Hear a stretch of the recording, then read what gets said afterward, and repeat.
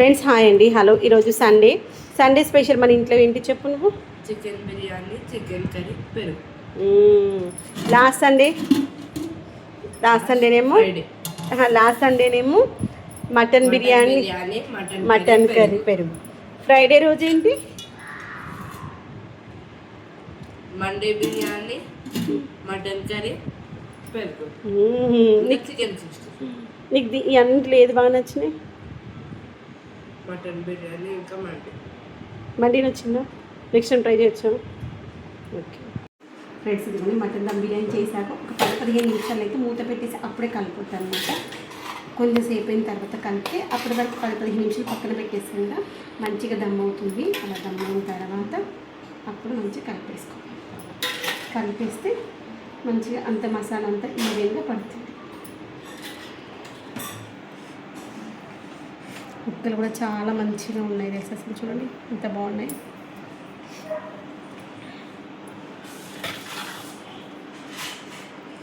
ఒకసారి లాంగుతుంది. హాయ్ అండి, ఈరోజు అయితే ఉల్లి పొరక రొట్టె చేస్తున్నాను. దాన్నే సర్వపిండి కూడా అనొచ్చు. ఉల్లి పొరక, కొత్తిమీర, కరివేపాకు ఎక్కువ క్వాంటిటీలో వేసేసి కొంచెం గ్రీన్గా ఉండాలని చేశాను. దానికోసం పిండి ఇదిగోండి ఇలా తయారు చేసుకున్నాను. ఇది వచ్చేసి యాక్చువల్గా మార్నింగ్ బ్రేక్ఫాస్ట్ కోసం అనమాట. ఇదిగోండి పిండి తడిపేసుకున్న దీంట్లో ఉల్లి పొరక, కరివేపాకు, కొత్తిమీర, పల్లీలు, కొన్ని నువ్వులు, కొంచెం మినపప్పు వేసుకుని, కావాలంటే పెసరపప్పు, శనగపప్పు కూడా వేసుకోవచ్చు. ఇంట్లో వాళ్ళకి ఏం ప్రాబ్లం లేదు అనుకుంటే. దాంతోపాటు ఉప్పు, కారము, పసుపు, కొంచెం జీలకర్ర ఇవి వేసేసుకున్నాను. కొంచెం ఉడకాలి. ఉడికితే ఈ యొక్క ఎడ్జెస్ అంటే అవే సో మంచిగా రిలీజ్ అవుతుంది. అదొకటి పెట్టేసుకున్నాను. ఇక్కడ ఇంకొకటి పెట్టేసుకున్నాను. మూత తీసేసాను. దీంట్లో కూడా దీనికి ఉన్న పచ్చిదనం పోయింది కదా, పచ్చిదనం పోయిన తర్వాత మూత తీసేసేయాలి. మంచిగా ఉడకనిద్దాం. ఫైనల్గా అయితే సర్వపని అయితే అయిపోయింది. తీసేసి సర్వింగ్ ప్లేట్లో కూడా మార్చేసాను. చిన్న దాంట్లో పెట్టింది కొంచెం కష్టంగా ఉంటుంది. ఎప్పుడు చెప్తూ ఉంటాను కదా, కొంచెం మందంగా ఉన్న గిన్నెలలో అయితే ఈజీగా అయిపోతాయి అన్నమాట. అందుకోసమని మందంగా ఉన్న గిన్నెలు ప్రిఫర్ చేయాలి. ఈజీగా ఉడుకుతాయి. మంచి చూడండి ఇంత మంచి క్రిస్పీగా వచ్చిందో. తర్వాత దాంట్లో ఉన్నటువంటి అడుగున ఏమైనా ఉందనుకోండి అది గీకేసేయాలి. ఇలా గీకేసి తర్వాత మళ్ళీ దీంట్లోనే పెట్టుకోవాలి. ఇప్పుడు ఇది వేడిగా ఉంటుంది కాబట్టి కొంచెం చూసుకొని పెట్టుకోలేదు. దీంట్లో నేను ఆయిల్ కూడా వేసాను.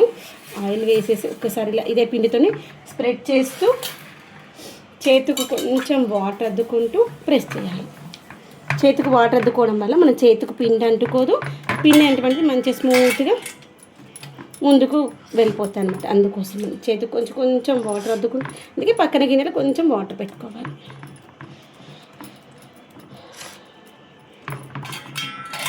ఇలా మంచిగా అంటూ చేసేసుకుందాము. హెల్త్కి హెల్తే. మార్నింగ్ బ్రేక్ఫాస్ట్ వస్తుంది, టేస్టీగా ఉంటుంది, తక్కువ ఆయిల్లో వాడుకోవచ్చు అనమాట. మన మురుకులు, అప్పాలు వాటికంటే ఈజీ అనమాట. తక్కువ ఆయిల్ ఎక్కువ ఏం అవసరం లేదు. ఇక్కడ మనకి పల్లీలు, పుట్నాలు అలాంటివి మనకి ఏవి కావాలి, శనగపప్పు, పెసరపప్పు, మినపప్పు, పప్పులు వేసుకోవడం వల్ల కొంచెం కమ్మదనం వస్తుంది. అంతే. పల్చగొత్తుకోవాలి. కొంచెము పల్చగొత్తుకుంటే తొందరగా ఉడికిపోతుంది.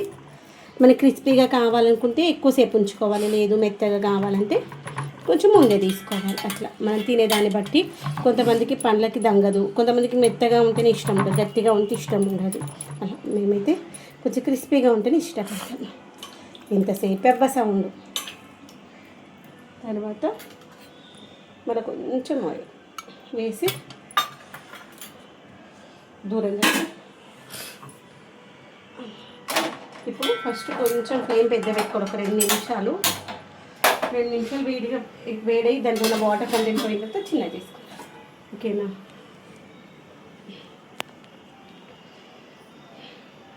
తీసి అయితే మనకి బిర్యానీ అయితే రెడీ అయిపోయింది. పైన కొంచెం బ్రౌన్ ఆనియన్స్ కావాలంటే కొన్ని బ్రౌన్ ఆనియన్స్ వేసాను. ఇదిగోండి ఇలా మనకి చికెన్ పీస్ అనేటువంటిది మంచి కుక్ అయిపోతుంది. చూసారా?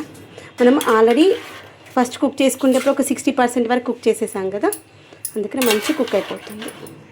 మనం అంత గ్రేవీ ఉంది అనిపించింది కానీ మసాలా అంతా కరెక్ట్గా గ్రేవీ అంతా కుక్ అయిపోయింది. ఇప్పుడు రైస్కి అంతా పట్టేలాగా ఒక్కసారి ఇలా కలిపేసుకున్నాం అనుకోండి, మసాలా అంతా పడుతుంది. మనం పైనకి పసుపు కలిపిన వాటర్ వేసాం కదా, దానివల్ల బిర్యానీకి మంచి కలర్ వస్తుంది. మనకి రెస్టారెంట్లో వచ్చేటువంటి కలర్ వస్తుంది. వాళ్ళైతే ఫుడ్ కలర్స్ వేస్తారు, మనమైతే ఫుడ్ కలర్స్ ప్లేస్లో మనకి న్యాచురల్ కలర్ అనేటువంటి పసుపు వేసుకున్నాం అనుకోండి, మంచి కలర్ కనిపిస్తుంది. ఇలా అంటూ ఇలా లూజ్ చేసేసాం అనుకోండి, రైస్కి మన కిందికి ఉన్నటువంటి మసాలా అంతా పట్టేస్తుంది. చూసారు ఎంత కలర్ఫుల్గా కనిపిస్తుంది. ఫ్రెండ్స్ ఇదిగోండి సండే స్పెషల్ ఏంటంటే చికెన్ దమ్ బిర్యానీ.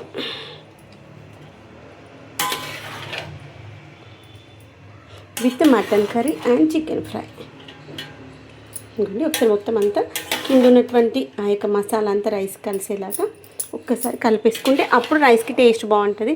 లేదు కిందికి వెళ్ళి కలపలేమనుకోండి, మసాలా అంతా కింద అడుగున పట్టేస్తుంది, రైస్ అంతా పైన వైట్ రైస్ ఉంటుంది. అందుకే ఒకసారి మంచిగా అంతా కలిసేలాగా అన్ని సైడ్ల నుండి అనేసుకోవాలి.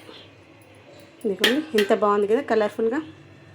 హలో, ఈరోజు మన ఇంట్లో వంటలు పప్పుచారు, తర్వాత వచ్చేసి వేడి వేడి అన్నము, తర్వాత వచ్చేసి ఇంకొక రెసిపీ ఏంటంటే బీన్స్ టమాటా కర్రీ. మీలో ఎంతమందికి బీన్స్ టమాటా కర్రీ ఇష్టం చెప్పడం మర్చిపోవద్దు. మమ్మీ వేడైతే చచ్చిపోతున్నాం. ఈ యొక్క బీన్స్ మంచిగా వేగిన తర్వాత, ఉడికిన తర్వాత మాత్రమే టమాటా వేయాలి.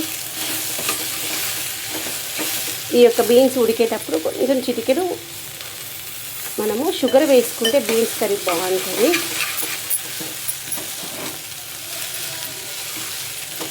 కొంచెం మగ్గనివ్వాలి, మగ్గిన తర్వాత టమాటా వేసుకుందాం. ఇంకా కొంచెం చూసారా, బీన్స్ సూపర్గా ఉంటుంది. ఫ్రెండ్స్ హాయ్ అండి, హలో. ఇవేం విత్తనాలు అనుకుంటున్నారు? తెలిస్తే నేను చెప్పబోయే ముందు కామెంట్ సెక్షన్ చెప్పడం మర్చిపోవద్దు. ఇవైతే మనకి మునగ విత్తనాలు అనమాట. మునగ చెట్టు పెట్టుకోవాలంటే మనము 3 రకాలుగా మునగ చెట్టు పెట్టుకోవచ్చు. ఒకటి వచ్చేసి విత్తనాల ద్వారా పెట్టుకోవచ్చు, నెక్స్ట్ వచ్చేసి కాడల ద్వారా పెట్టుకోవచ్చు, లేదు అంటే మనం నర్సరీ నుండి కొనుక్కొచ్చి కూడా మొక్క పెట్టుకోవచ్చు. నేను ఫస్ట్ టైం అయితే నర్సరీ నుండి కొనుక్కొచ్చి నర్సరీకి వెళ్ళి తెచ్చింది పెట్టింది కూడా చాలా ఇయర్స్ దాకా అసలు కాయలే రాలేవు. తర్వాత మొన్న స్టార్ట్ అయింది, ఒక 2 సంవత్సరం వచ్చింది. ఇప్పుడు మన చెట్టు కూడా పోయింది. తర్వాత ఒకటి ఇలానే విత్తనం తీసుకొస్తే పక్కన చెట్టు ఉంది, ఆ విత్తనం నుండి ఇలా ఒక కాయ తీసుకొస్తే దాని నుండి 4-5 విత్తనాలు పెట్టినా రాలేదు. ఒక్క విత్తనం ఏమో గ్రోత్ వచ్చింది. దాన్ని అయితే నేను పైన పెట్టేసుకున్నాను అనమాట. కింద కొన్ని విత్తనాలు పెట్టాను, నీళ్ళలో పెడితే వస్తేమో. నీళ్ళలో పెట్టింది ఒకటి కూడా రాలేదు. పైన 3-4 పెడితే దాంట్లో ఒక్క విత్తనం వచ్చింది. దాన్ని మళ్ళీ నేను రీపోర్టింగ్ కూడా చేసేసుకున్నాను. అది మనము విత్తనాల ద్వారా అంత చెత్త దీంట్లో వేసేసి ఈ యొక్క విత్తనాల ద్వారా మనకు మొక్క పెట్టుకుంటే 6 మంత్స్లో మనకి కాయనైతే కన్వర్ట్ అవుతుందంట తెలుసా. మనము బయట నర్సరీలో కొనుక్కొచ్చుకున్నా అంతే. నర్సరీలో కూడా మనకి విత్తనాలు కూడా దొరుకుతాయి. నేను విత్తనాలు కూడా తీసుకొచ్చి పెట్టాను, కానీ అప్పుడు విత్తనాల ద్వారా కూడా రాలే నాకు. అప్పుడు ఒక ప్యాకెట్లో 3 విత్తనాలు 4 విత్తనాలు వచ్చి 20 రూపీస్ ఏమన్నమాట. సరే విత్తనాల ద్వారానేమో వస్తుందేమో లేని చూసి ఆ రోజు నేను నర్సరీకి వెళ్ళినప్పుడు మొక్కలు లేకుండే ఇట్లా ఉంటాయి. 3నో 2నో సంథింగ్ ఎంత ఉండే, 3 ఉన్నాయేమో అనుకుంటే, నాకు తెలిసి గుర్తుకు చాలా ఇయర్స్ అవుతుంది. ఆ రోజు నేను నర్సరీకి వెళ్ళినప్పుడు డ్రమ్ స్టిక్ ప్లాంట్స్ లేకుండా అనమాట. అలానే విత్తనాలు కొనుక్కోవచ్చు.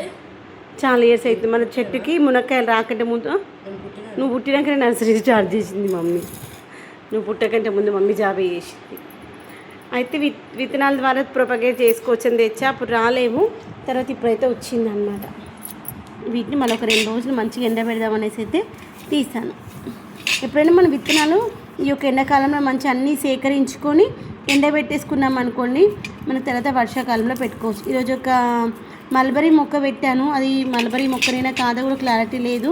ఒకవేళ మల్బరీ మొక్కనే అయింది అనుకోండి, మల్బరీ ఉండే ఛాన్సెస్ ఉన్నాయి. ఓకేనా ఫ్రెండ్స్?